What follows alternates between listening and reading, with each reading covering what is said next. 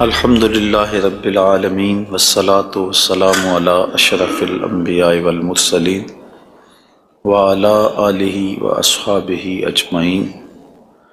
قال اللہ تعالی وتبارک فی القرآن المجید والفرقان الحمید۔ بسم اللہ الرحمن الرحیم۔ والضحیٰ واللیل اذا سجی۔ صدق اللہ مولانا العظیم وصدق رسولہ النبی الکریم الرؤوف الرحیم۔ اللہم نور قلوبنا بالقرآن وزین اخلاقنا بالقرآن وادخلنا الجنۃ بالقرآن ونجنا من النار بالقرآن۔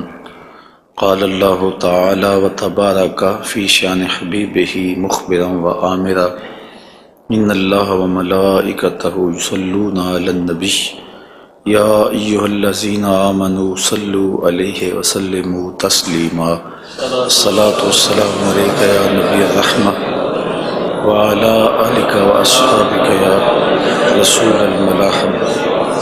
الصلاۃ والسلام علیک یا رسول اللہ وعلی آلک واصحابک یا محبوب رب العالمین۔ تمام حمد و ثناء، تعریف و توصیف اللہ جل مجدہ الکریم کی ذات بابرکات کے لیے، جو خالق کائنات بھی ہے اور مالک شاشہات بھی۔ اللہ جل وعلا کی حمد و ثناء کے بعد رسول رحمت، شفیع معظم، نبی محتشم، اللہ کے پیارے، امت کے سہارے، رب کے محبوب، دانائے غیوب، مالک رقاب امم، فخر عرب و عجم، والی کون و مکان، سیاہ لا مکان، سید انس و جاں، سرور لالا رخاں، نیر تاباں، سر نشین مہوشاں، ماہ خوباں، شہنشاہ حسینہ، تتمہ دوراں، سرخیل زہرہ جمالاں، جلوہ صبح ازل، نور ذات لم یزل، باعث تکوین عالم، فخر آدم و بنی آدم، نیر بطحا، رازدار ما اوہا، شاہد ما طغا، صاحب علم نشرہ، معصوم آمنہ احمد مجتبیٰ، حضرت محمد مصطفیٰ صلی اللہ علیہ وآلہ وسلم کے حضور ناز میں اپنی عقیدتوں، ارادتوں اور محبتوں کا خراج پیش کرنے کے بعد، عالی مرتبت محتشم سامعین، السلام علیکم ورحمۃ اللہ وبرکاتہ۔ ماہ نور ربیع الاول اپنی تمام تر رعنائیوں کے ساتھ جلوہ گر ہوا جا رہا ہے، اور ہم حضور نبی رحمت صلی اللہ علیہ وآلہ وسلم کے شمائل پر کچھ باتیں آپ کے سامنے رکھنا چاہ رہے ہیں۔ اللہ تعالیٰ کلمات حق زبان پہ جاری فرمائے، اور حضور کے جمال جہاں آرا کی برکتوں سے ہماری روحوں میں نکھار پیدا فرمائے۔ علماء نے لکھا ہے کہ حضور کے حلیہ شریف کو بیان کرنے سے دلوں میں حضور کی محبت پیدا ہوتی ہے، اور سننے والوں کو، بیان کرنے والوں کو حضور کا پیار ملتا ہے، حضور کی محبت ملتی ہے، اور اس کی برکت سے حضور کے دیدار کی دولت بیدار بھی نصیب ہو جاتی ہے۔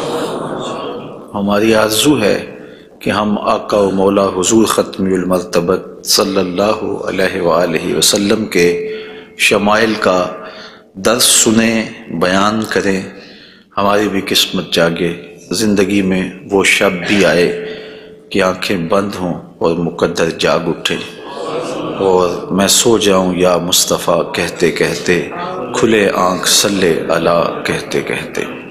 باقی جہاں تک حضور کے شمائل کو بیان کرنے کا حق ہے، وہ کوئی بھی نہیں کر سکتا۔ ہم تو 14 صدیوں کے فاصلے پہ ہیں۔ جن لوگوں نے حضور کو دیکھا، وہ بھی حضور علیہ السلام کا حلیہ بیان کرنے سے اپنے آپ کو قاصر سمجھتے ہیں۔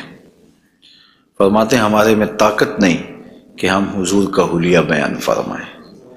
چند اصحاب نے حضور کا حلیہ بیان کیا، بلکہ صحابہ ایک دوسرے سے پوچھتے تھے حضور کیسے تھے؟ میاں تم نے نہیں دیکھا؟ کہا دیکھ کر بھی نہیں دیکھا۔ ہمت ہی نہیں تھی کہ حضور کے جمال جہاں آرا کو آنکھ بھر کے دیکھ سکیں۔ جن لوگوں نے حضور کا حلیہ بیان کیا ہے یہ وہ لوگ ہیں جنہوں نے یا تو حضور کو بچپن میں دیکھا ہے یا بہت قریب رہے ہیں اور حضور کو سوئے ہوئے دیکھا ہے، تو وہ حضور کا حلیہ بیان فرماتے ہیں۔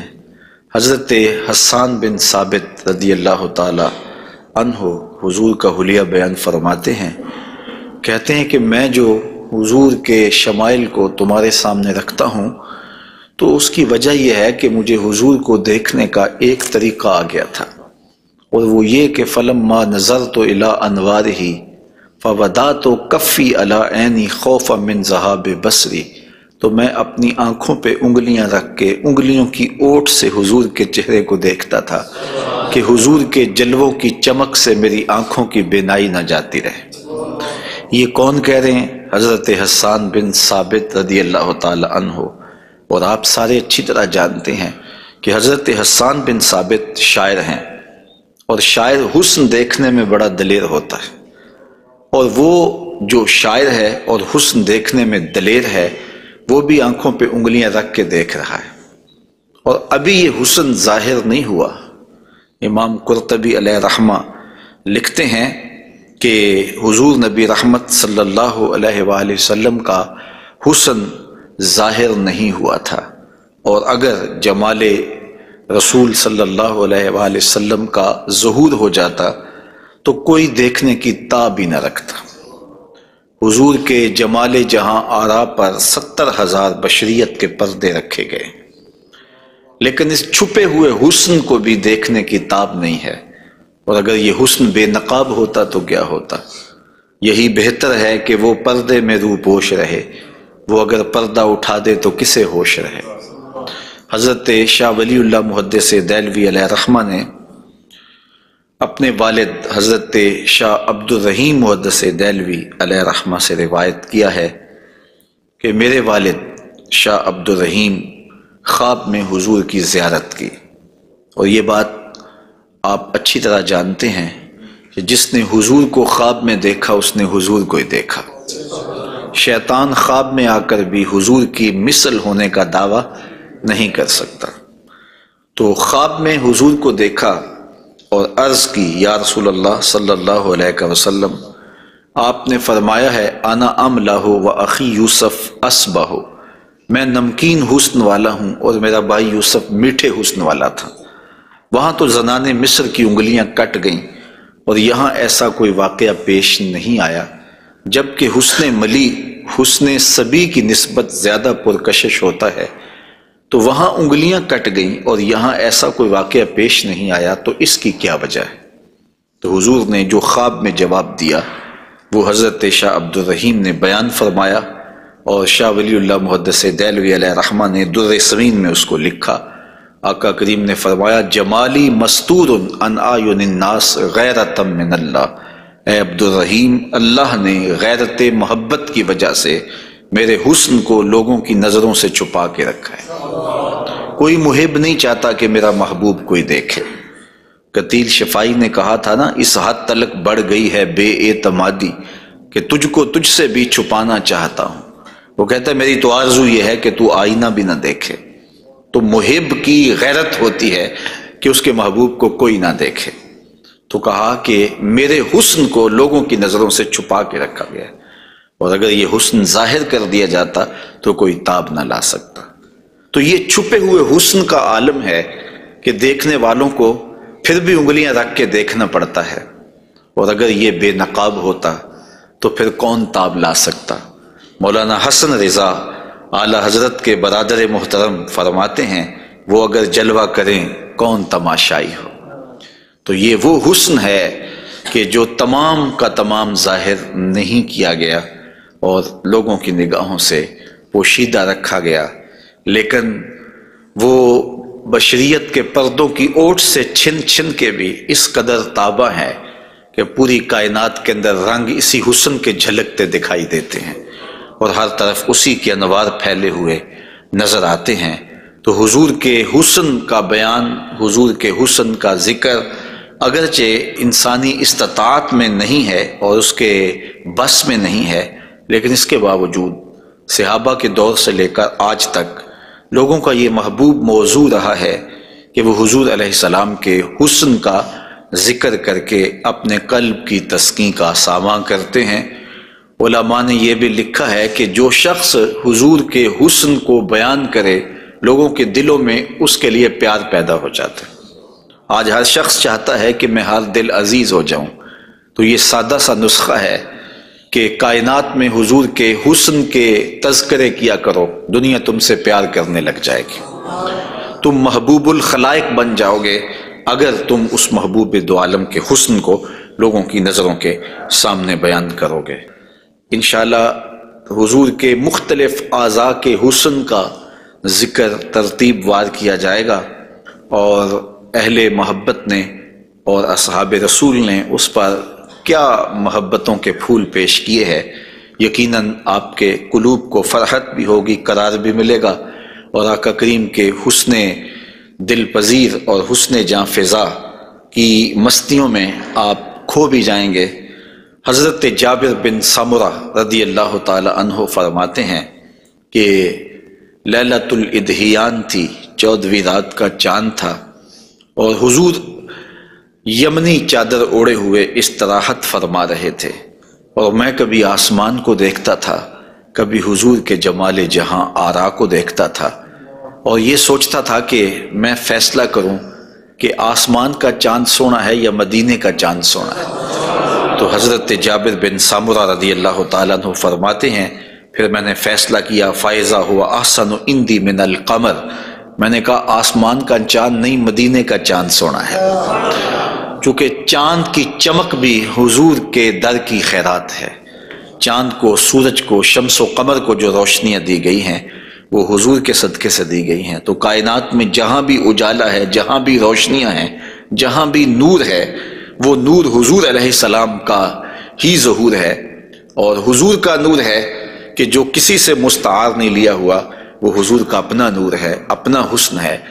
علامہ بوصیری علیہ رحمہ نے کتنی خوبصورت بات کہی، منزہ عن شریک فی محاسنہ فجوہر الحسن فیہ غیر منقسم، کہ حضور اپنے محاسن میں، اپنے کمالات میں کسی شریک سے منزہ ہیں، اور آپ کا جوہر حسن جو ہے وہ غیر منقسم ہے۔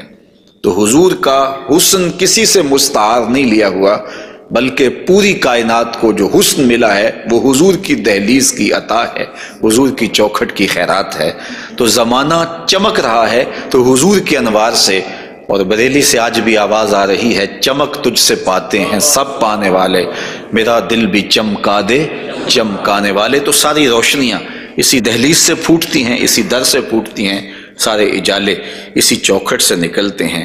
اللہ نے اپنے محبوب علیہ السلام کو جو حسن دیا، جو جمال دیا، حضرت برا بن عازب رضی اللہ تعالیٰ عنہ بیان فرماتے ہیں، امام بخاری و مسلم نے اس کو روایت کیا ہے، کان رسول اللہ صلی اللہ علیہ وسلم احسن الناس وجہا، کائنات میں جتنا سونا چہرہ میرے حضور کا تھا کسی کا تھا ہی نہیں، سب سے زیادہ سونا اور خوبصورت چہرہ اللہ نے اپنے محبوب کو عطا کیا ہے۔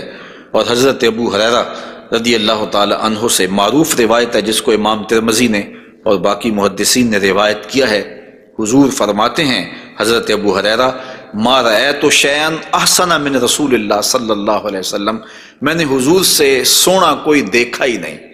اور حضرت حسان بن ثابت کہتے ہیں کہ آج تک کسی ماں نے ایسا سونا جنم ہی نہیں دیا، سونا دیکھتے کیسے، کسی ماں نے ایسا جنم ہی نہیں دیا۔ حضرت ابو ہریرہ نے ایک موقع پہ فرمایا کہ کل قمر لیلۃ البدر لم ارا قبلہ ولا بعدہ مثلہ، کیا پوچھتے ہو 14ویں رات کا چمکتا ہوا چاند تھے میرے حضور؟ پھر کہتے ہیں نہیں نہیں نہیں، حضور جیسا نہ پہلے دیکھا ہے نہ بعد میں دیکھا۔ تو حضرت حسان بن ثابت فرماتے دیکھتے کیسے، کسی ماں نے جنم دیا ہوتا تو دیکھتے۔ خدا نے وہ سچا ہی پن چھڑیا جدے وچ محمد نو ٹالیا سی، حسینہ جمیلہ دا منہ موڑ دیتا، محمد بنا کے قلم توڑ دیتا۔ تو اللہ تعالیٰ نے ایسا پیکر تراشا ہے، ایسی صورت بنائی ہے کہ جس کی مثل کائنات کے اندر نہ کوئی دوسری صورت ہے۔ اور میرے محبوب کے جمال جیسا نہ کوئی دوسرا جمال ہے۔ تو وہ حسن، وہ جمال، وہ کمال اور وہ شانیں اور وہ مراتب رفیع عطا کیے گئے جو انہی کا مقسوم ہے۔ حضور کا پورا جسم انور اور حضور کا وجود مسعود برکتوں سے مالا مال تھا اور حسن اور جمال کا آئینہ دار تھا۔ لا یجلس الذباب علی جسدہ، ساری زندگی حضور کے بدن پہ کبھی مکھی نہیں بیٹھی۔ آقا کریم علیہ الصلوۃ والسلام کے بدن پہ کبھی میل نہیں آیا، حضور کی آنکھوں کے اندر کبھی میل نہیں آیا، حضور کو ساری زندگی بلغم نہیں آئی۔ آقا کریم کی مبارک بغلیں بے بال تھیں اور بالکل باقی جلد کی طرح سفید تھیں۔ حضور علیہ السلام کا لعاب شہد سے زیادہ میٹھا تھا اور کستوری سے زیادہ خوشبودار تھا۔ حضور کے فضلات مبارکہ جو ہے وہ امت کے حق میں پاک ہیں، اور جہاں حضور علیہ السلام قضائے حاجت کے لیے جاتے تو وہاں بعد میں جا کے دیکھا جاتا تو کوئی چیز نظر نہ آتی سوائے کستوری کی خوشبو کے۔ تو آقا کریم علیہ الصلوۃ والسلام کو کبھی جمائی نہیں آئی، کبھی حالت نیند میں حضور نبی رحمت صلی اللہ علیہ وآلہ وسلم ناپاک نہیں ہوئے، حضور نبی رحمت صلی اللہ علیہ وسلم پر کوئی نجاست نہیں آئی، اور آقا کریم کے بدن کا سایہ بھی نہیں تھا تاکہ زمین کے اوپر حضور کا سایہ نہ گرے۔ کائنات میں ایسا کون ہو سکتا ہے جیسا آمنہ کا لال تھا؟ تو وہ حسن دیا گیا، وہ جمال دیا، جس پہلو سے دیکھو حضور بے مثال نظر آتے ہیں اور بے مثل نظر آتے ہیں۔ آئیے ہم حضور نبی رحمت صلی اللہ علیہ وآلہ وسلم کے جسم کے حوالے سے پہلے کچھ بات کریں اور پھر حضور کے اعضاء کی طرف چلتے ہیں۔ حضور کا مبارک جسم بے سایہ تھا، اور یہ سایہ نہ چاند کی چاندنی میں دکھائی دیتا تھا اور نہ سورج کی روشنی میں پڑتا تھا۔ حضرت ذکوان رضی اللہ تعالی عنہ روایت کرتے ہیں، فرماتے ہیں کہ ان رسول اللہ صلی اللہ علیہ وسلم لم یکن یرا لہ ظل فی شمس ولا قمر، حضور کا سایہ نہ سورج کی روشنی میں ہوتا تھا اور نہ چاند کی چاندنی میں ہوتا تھا۔ اور حضرت عثمان رضی اللہ تعالی عنہ خلیفہ ثالث رضی اللہ تعالی عنہ اس کی وجہ بیان فرماتے ہیں کہ حضور کا سایہ کیوں نہیں تھا۔ فرماتے ہیں ان اللہ ما اوقع ظلک علی الارض لئلا یدع انسان قدمہ علی ذلک الظل، اللہ تعالیٰ نے محبوب کا سایہ زمین پہ اس لیے نہیں پڑنے دیا کسی انسان کا قدم محبوب کے سائے پہ نہ آ جائے۔ اللہ اکبر۔ لیکن حضرت شیخ احمد مجدد الفسانی علیہ رحمہ نے ایک بڑی خوبصورت بات کہی، اور ہمارے لیے وہ بڑی ٹھنڈک اور بڑی تسکین کا سامان ہے۔ وہ فرماتے ہیں کہ اورا صلی اللہ علیہ وسلم سایہ نبود، آقا کریم علیہ السلام کا سایہ نہیں تھا۔ در عالم شہادت، اس عالم شہادت میں حضور کا سایہ نہیں تھا، اور یہ بات ثابت ہے، اور تقریباً تمام مکاتیب فکر کے لوگ، ایک دو مکتبہ فکر کے علاوہ باقی سارے اس بات کو تسلیم کرتے ہیں۔ رشید احمد گنگوہی نے بھی یہ بات لکھی ہے، امداد السلوک کے اندر یہ روایت موجود ہے کہ بتواتر ثابت شد کہ حضرت علی سایہ نہ داشتن۔ وہ کہتے ہیں کہ یہ بات تواتر کے ساتھ ثابت ہے کہ جناب صلی اللہ علیہ وسلم کا سایہ نہیں تھا۔ تو حضرت شیخ فرماتے ہیں کہ عالم شہادت میں حضور کا سایہ نہیں تھا۔ شیخ احمد مجدد الفسانی، کیوں سایہ نہیں تھا؟ فرماتے ہیں سایہ ہر شخص از شخص لطیف تر است، کسی چیز کا سایہ اس شے سے زیادہ لطیف ہوتا ہے، چون لطیف تر از وے صلی اللہ علیہ وآلہ وسلم در عالم نہ باشد پورا سایہ چے صورت دارد۔ جب حضور سے لطیف کائنات میں شے ہی کوئی نہیں ہے تو پھر سایہ کیا معنی رکھتا ہے؟ کائنات میں حضور سے لطیف ہے ہی کوئی چیز نہیں ہے، حضور کی مثل عالم مقام میں ممکن ہی نہیں ہے۔ اب مجھے یہ بتائیں کہ جس کا سایہ بھی نہیں تھا اس کا ثانی ہو سکتا ہے؟ تو یہ کون خاکے تراش رہے ہیں؟ کس کے خاکے تراش رہے ہیں؟ خاکے تو خاکیوں کے ہوتے ہیں۔ جو پیکر نور ہو، جس کا سایہ بھی نہیں ہے، اس کے خاکے کیسے ہو سکتے ہیں؟ تو حضور کی مثل تو بزم عالم میں ممکن ہی نہیں ہے۔ اقبال بھی بول پڑے رخ مصطفیٰ ہے وہ آئینہ، کہ اب اس سا دوسرا آئینہ نہ کسی کی بزم خیال میں، نہ دکان آئینہ ساز میں، ممکن ہی نہیں ہے۔ خدا نے وہ سچائی پان چھڑیا جدے وچ محمد نو ڈالیا سے۔ تو آقا کریم علیہ الصلوۃ والسلام کا سایہ نہیں بنایا، اور کائنات کے اندر وہ بے مثل بھی ہیں، وہ بے مثال بھی ہیں۔ تو یارو جس کا سایہ بھی نہیں ہے اس کا ثانی کیسے ہو سکتا ہے؟ تو آقا کریم علیہ الصلوۃ والسلام کا مبارک قد انور، حضور کا جسم نور، اللہ تعالیٰ جل شانہ نے حضور کو قد رانا دیا ہوا۔ امیر خسرو نے کہا تھا نا، پری پیکر نگارے سرو قد لالا رخسارے، سراپا آفت دل بود شب جائے کہ من بودم، خدا خود میرے مجلس بود اندر لا مکان خسرو، محمد شم محفل بود شب جائے کہ من بودم۔ تو حضور کا قد انور، اللہ اکبر، اس کے بارے میں حضرت سیدنا علی المرتضیٰ رضی اللہ تعالی عنہ سے مروی روایت سنیے۔ فرماتے ہیں لم یکن بالطویل الممغط ولا بالکثیر المتردد وکان ربعۃ من القوم لم ارى قبلہ ولا بعدہ مثلہ۔ فرمایا کہ حضور علیہ السلام کا قد لمبا بھی نہیں تھا، حضور پست قامت بھی نہیں تھے، حضور درمیانی قد و قامت کے حامل تھے۔ پھر آگے کہتے ہیں نہیں حضور جیسا نہ پہلے دیکھا نہ بعد میں دیکھا۔ اور حضرت انس رضی اللہ تعالیٰ عنہ فرماتے ہیں کان رسول اللہ صلی اللہ علیہ وسلم لیس بالذاہب طولا وفوق الربا اذا جامع القوم غمرہم۔ فرماتے ہیں حضور پست قامت نہیں تھے، حضور درمیانی قد و قامت کے تھے۔ پھر کہتے ہیں نہیں، درمیانی قد و قامت سے بھی اٹھتا ہوا حضور کا قد تھا، یعنی قد اتنا لمبا نہیں تھا کہ بہت لمبا قد بھی اچھا نہیں لگتا اور پست قامتی بھی عیب ہے، تو درمیانہ قد ہونا یہ حسن ہے، لیکن درمیانے سے بھی کچھ اٹھتا ہوا یہ مزید حسن ہے، اور یہ اللہ نے اپنے محبوب کو قد دیا تھا۔ لیکن اس کے ساتھ یہ شان تھی کہ لمبے لمبے قد والے لوگ موجود ہوتے اور حضور بھی ان میں موجود ہوتے۔ اذا جامع القوم غمرہم، جب حضور تشریف فرما ہوتے تو حضور سب سے اونچے دکھائی دیتے، قد درمیانہ تھا لیکن دکھائی اونچے دیتے۔ علماء نے اس کی تشریح میں لکھا ہے کہ حضور علیہ الصلوۃ والسلام کا یہ معجزہ تھا، یہ شان تھی، یہ نبوی وجاہت تھی کہ حضور سب سے اونچے دکھائی دیتے تھے۔ ام معبد جو حضور کا حلیہ بیان کرتی ہیں، اور انشاءاللہ ان سے مروی روایت اور ان کا تفصیلی واقعہ ہم آگے چل کے بیان بھی کریں گے، تو وہ حضور کے قد پر کہتی ہیں غصن بین غصنین، دو شاخوں کے درمیان اٹھتی ہوئی جیسے شاخ ہوتی ہے، اس طرح حضور کا قد رانا تھا۔ تو آقا کریم علیہ السلام کا قد، اللہ اکبر۔ حضرت انس سے ایک اور روایت سن لیجئے، وہ فرماتے ہیں کان رسول اللہ صلی اللہ علیہ وآلہ وسلم احسن الناس قواما و احسن الناس وجہا، کہتے ہیں جیسی قد و قامت میرے حضور کی تھی، کائنات میں اتنا سونا قد کسی کا نہیں، اور جتنا سونا چہرہ میرے حضور کا تھا ایسا سونا چہرہ کسی کا نہیں ہے۔ قد بھی سونا اور چہرہ بھی سونا، اور زمانے میں اتنا سونا رب نے کوئی پیدا ہی نہیں کیا، چونکہ سب سے حسین سب سے جمیل اپنے محبوب کو بنایا۔ لکھاں آئے لوگ زمانے تے محبوب خدا جیا کوئی نہیں، لکھاں سونے بن بن بیندے نے اودی خاکے پا جیا کوئی نہیں۔ جو حسن انہیں دیا، جو جمال انہیں دیا، وہ انہی کی خوبی ہے۔ حضور نبی رحمت صلی اللہ علیہ وآلہ وسلم کے قدموں کے حسن کا ذکر کرتے ہیں۔ حضرت نبی رحمت صلی اللہ علیہ وآلہ وسلم کے مبارک قدموں کی جو ہتھیلیاں تھیں وہ پرگوشت تھیں، اور انگلیاں قوی بھی تھیں، مضبوط تھیں اور خوشنما تھیں، اور مبارک تلوے گہرے تھے اور صاف تھے، نرم تھے اور چکنے تھے۔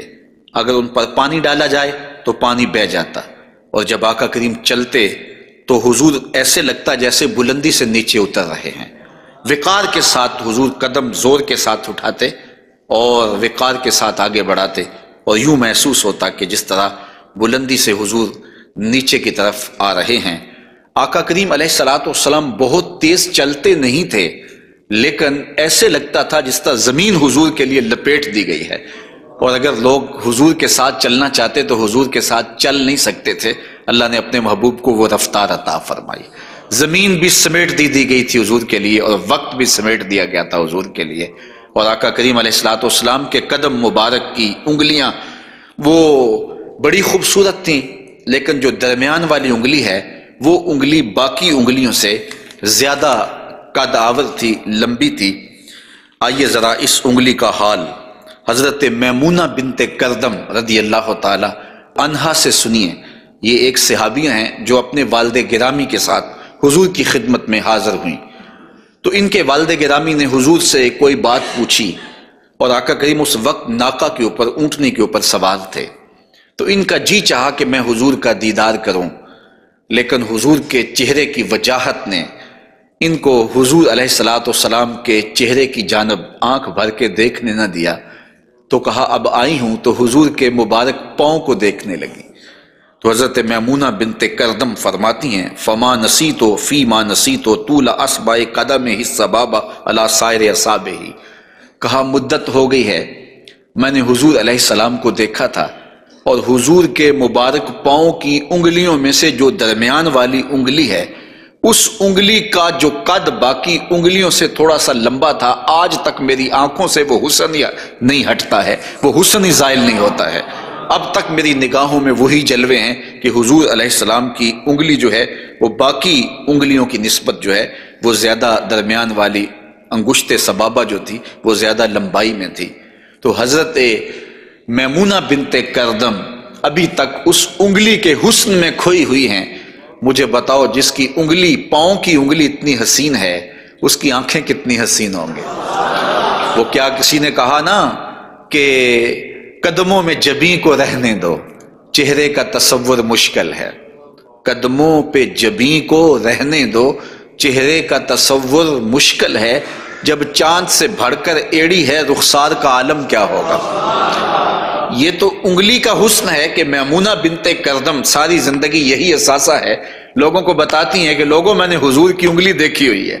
تو جس نے حضور کے قدم انور کی انگلی کی زیارت کی ہے وہ تو ناز کرے، اور پھر اس عائشہ صدیقہ محبوب کائنات کی قسمت پہ ناز نہ کریں جن کی آغوش میں حضور کا سر انور ہوتا تھا۔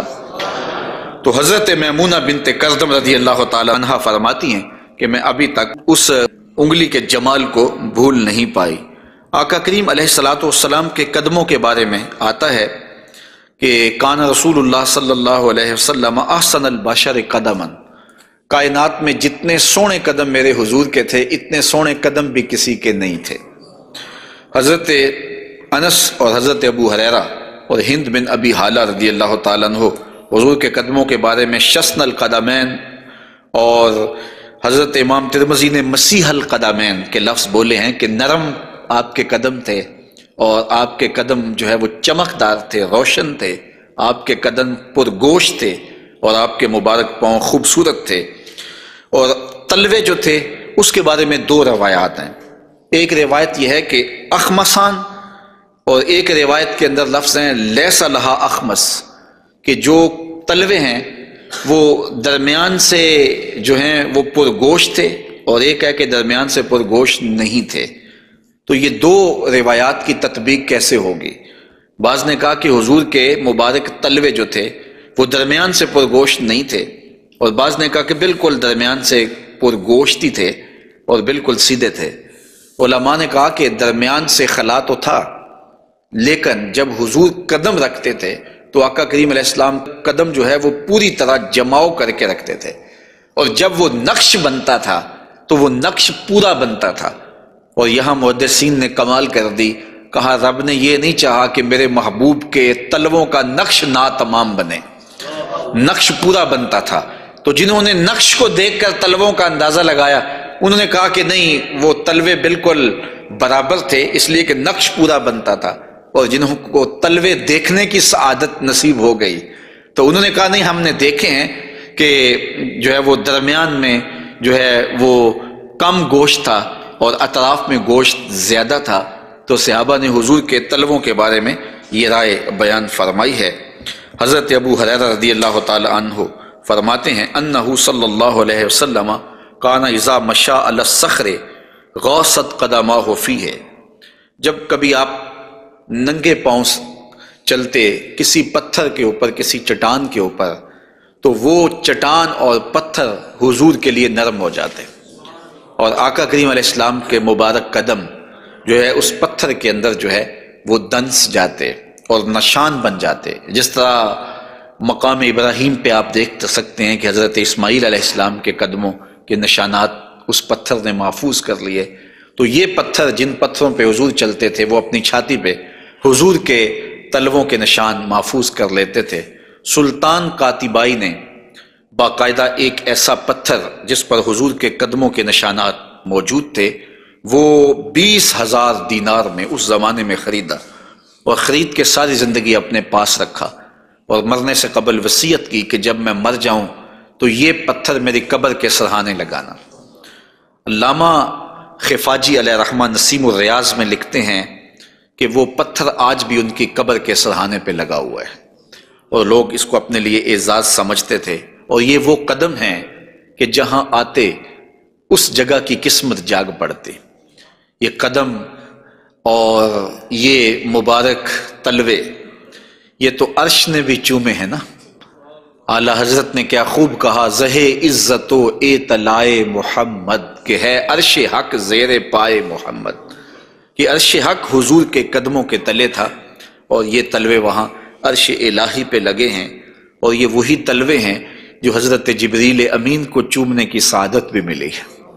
جب معراج کی شب حاضر ہوئے تو محبوب استراحت کر رہے تھے، تو جبریل عرض گزار ہوئے کہ محبوب تیرا نبی تو سویا ہے، تو آواز آئی یا جبریلو قبل قدمہ، میرے محبوب کے قدم چوم لے۔ تو جبریل امین نے حضور کے قدم چوم لیے، تو پھر کیا لطف آیا ہوگا۔ کسی نے تصور میں جبریل سے پوچھا کہ حضور کے قدم چومے تھے، تلیاں چومی تھیں، تو بتا کیا کیف ملا؟ تو اس نے زبان حال سے کہا، نہ جنت نہ جنت کی کلیوں میں دیکھا مزہ جو محمد کی تلیوں میں دیکھا۔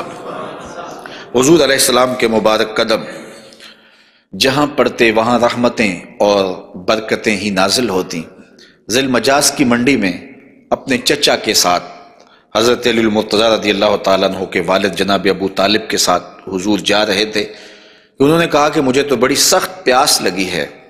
تو آقا کریم علیہ الصلوۃ والسلام نے سواری سے اتر کے زمین پر زور سے اپنا پاؤں مارا، تو جب آپ نے پاؤں مارا تو چشمہ پھوٹ پڑا، اور اپنے چچا سے کہا کہ یہاں پانی پی لیجیے گا۔ اور حضور علیہ الصلوۃ والسلام کی مبارک ایڑیاں جو ہیں ان کے بارے میں ہے کہ وہ کم گوشت تھیں، ان پر زیادہ گوشت نہیں تھا، اور آقا کریم علیہ الصلوۃ والسلام اس ایڑی کو بھی جہاں لگاتے وہاں حالات رحمتوں بھرے ہو جاتے۔ حضرت جابر رضی اللہ تعالی عنہ کا اونٹ تھا، ایک سفر میں وہ حضور کے ساتھ تھے کہ وہ تھک گیا اور اس سے چلا نہیں جاتا۔ حضور کی سواری گزری تو انہوں نے عرض کی، یا رسول اللہ صلی اللہ علیہ وسلم، یہ میرا اونٹ ہے اور تھک گیا ہے، اور میں قافلے کے ساتھ کیسے سفر کر سکتا ہوں؟ تو آقا کریم علیہ السلام نے اپنی ایڑی سے اس کو ٹھوکر لگائی، فَنَاشِطَ حَتَّى كَانَ لَا يَمْلِكُ زَمَامَهُ، وہ اتنا تیز ہوا کہ پھر اس کی باگ سنبھالی نہیں جاتی تھی۔ کچھ عرصے کے بعد حضور حضرت جابر سے پھر ملے، اور حضور نے پوچھا کہ وہ تمہارے اونٹ کا کیا بنا؟ تو انہوں نے کہا بخیرن قد اصابتہ برکتوں کا، حضور آپ کی برکت کی وجہ سے اب خیر ہی ہو گئی ہے۔ تو وہ تو اب سنبھالا نہیں جاتا ہے اور اتنا سری و رفتار ہو گیا ہے، اور یہ بات آپ کبھی بھی بھول نہیں سکتے ہیں کہ حضور احد پہ تشریف لے گئے تھے، تو وہ حضور کے آنے کی خوشی میں جھوم اٹھا تھا، تو حضور نے ایڑی ہی ماری تھی، زور کے ساتھ ایڑی لگاتے ہوئے حضور نے کہا فَضَرَبَهُ بِرِجْلِهِ فَقَالَ اُثْبُتْ، حضور نے کہا کہ اے احد رک جا، تو جھوم رہا ہے جانتا نہیں، فَإِنَّمَا عَلَيْكَ نَبِيٌّ وَصِدِّيقٌ وَشَهِيدَانِ، تیرے اوپر ایک اللہ کا نبی ہے، ایک صدیق ہے اور 2 شہید ہیں۔ اور پھر فوراً اس کا زلزلہ تھم گیا۔ اعلیٰ حضرت بولے، ایک ٹھوکر سے احد کا زلزلہ جاتا رہا، رکھتی ہیں کتنا وقار اللہ اکبر ایڑیاں۔ تو یہ حضور علیہ الصلوۃ والسلام کے مبارک قدم تھے کہ جن کی برکات زمانے کو نصیب ہوئی، اور یہ وہ قدم تھے جنہیں چوم لینا صحابہ اپنے لیے سعادت سمجھتے تھے۔ حضرت ذرا وفد عبد القیس میں آئے تو پھر انہوں نے حضور کی خدمت میں عرض کی کہ ہم آپ کے قدم اور آپ کے ہاتھ چومنا چاہتے ہیں، اور وہ آگے بڑھے۔ وہ خود فرماتے ہیں فَنُقُبِّلُ یَدَ رسول اللہ صلی اللہ علیہ وسلم وَرِجْلَهُ، ہم نے حضور علیہ الصلوۃ والسلام کے ہاتھ بھی چومے، ہم نے حضور کے پاؤں بھی چومے۔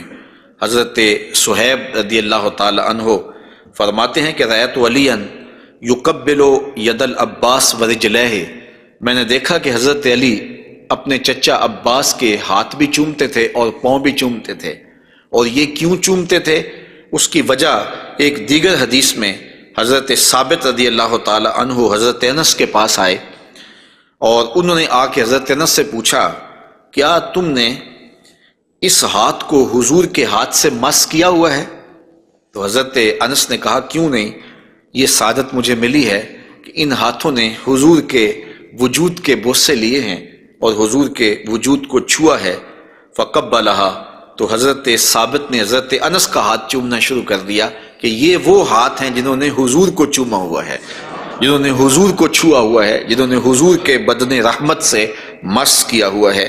تو حضرت علی المرتضیٰ حضرت عباس کے ہاتھ چومتے تھے، تو آقا کریم علیہ الصلوۃ والسلام کے قدم بھی، حضور کے ہاتھ بھی صحابہ عقیدت سے چوم لیا کرتے تھے، اور یہ واقعات کبھی ہوتے تھے اور عقیدت کا یہ رنگ صحابہ کے ہاں پایا جاتا تھا۔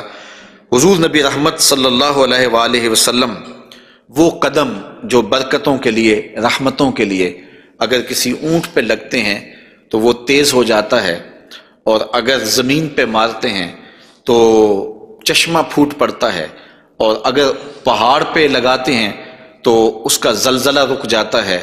ان قدموں پہ کھڑے ہو کے ساری رات عبادت میں گزار دیتے ہیں، حتیٰ تتورم قدماہ، یہاں تک کہ حضور کے مبارک قدم سوج جاتے ہیں، اور اللہ کے یوں شکر گزار بندے بن کے اپنی زندگی حضور گزارتے ہیں۔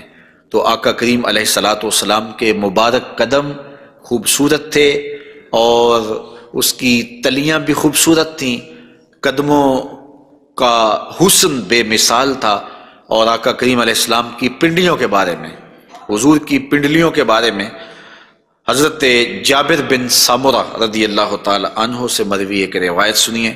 فرماتے ہیں کان فی ساق رسول اللہ صلی اللہ علیہ وسلم حموشۃ، آقا کریم علیہ الصلوۃ والسلام کی مبارک جو پنڈلیاں تھیں وہ نرم و نازک، پتلی اور خوبصورت تھیں۔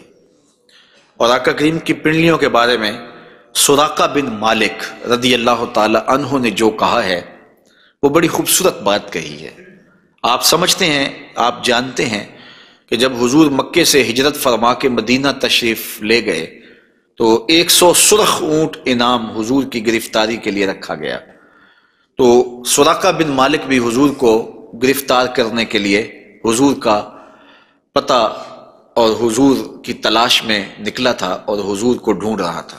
خیر ایک مقام پہ حضور علیہ السلام سے ملاقات ہو گئی، تو یہ اپنے اس برے ارادے سے حضور کی طرف بڑھا تو اس کا اونٹ جو ہے وہ گھٹنوں تک زمین میں دنس گیا۔ اس نے معذرت کی، حضور نے دعا دی، وہ اونٹ باہر نکل آیا تو اس کی پھر نیت بدل گئی، تو پھر دوبارہ اونٹ جو ہے وہ گھٹن تک دنس گیا۔ خیر اس نے دوبارہ معذرت کی اور حضور سے کہا کہ آپ مجھے امان نامہ لکھ کے دیں۔ تو حضور نے ان کو امان نامہ دے دیا اور فرمایا کہ تو مجھے گرفتار کرنے کے درپے ہے اور میں تیرے ہاتھوں میں کسرا کے کنگن دیکھ رہا ہوں۔ تو یہ واپس پلٹ آئے، تو انہوں نے اس وقت حضور علیہ السلام کو دیکھا، تو یہ حضور کے حسن کا اور حضور کی پنڈلیوں کا ذکر کرتے ہیں، کیونکہ حضور سواری پہ تھے اور حضور کی پنڈلیاں انہیں دکھائی دی۔